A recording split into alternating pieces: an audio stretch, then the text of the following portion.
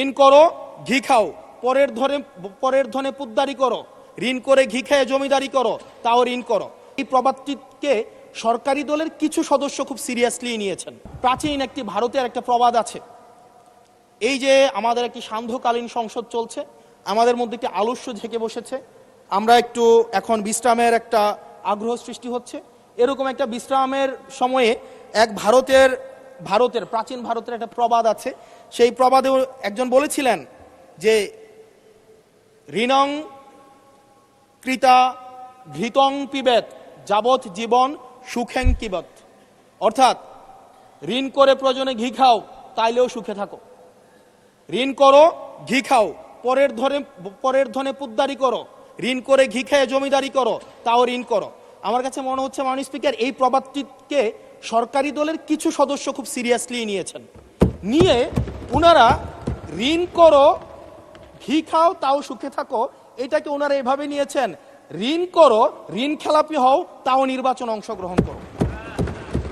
মাননীয় স্পিকার, আমরা দেখলাম এই সংসদে আমরা মাননীয় অর্থমন্ত্রীর কাছ থেকে আমরা কোনো স্পষ্ট কোনো কর্মসূচি আমরা পাই নাই।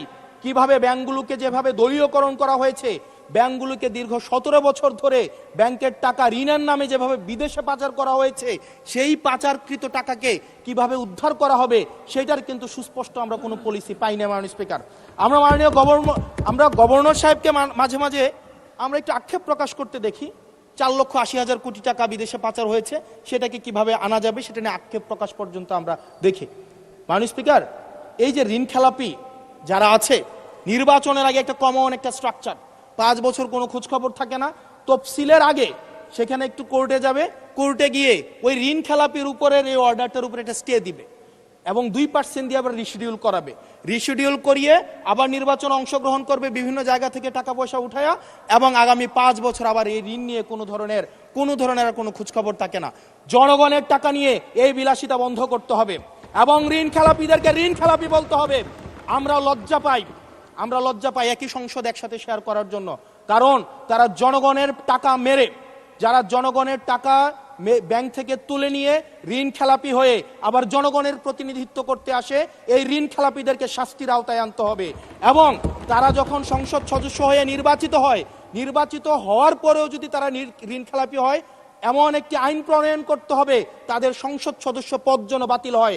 সেটি শুধুমাত্র সরকার দলের জন্য না, শুধু বিরোধী দলের জন্য না, সেটি বাংলাদেশের উন্নতি, প্রগতি এবং সমৃদ্ধির জন্য সেটি প্রয়োজন।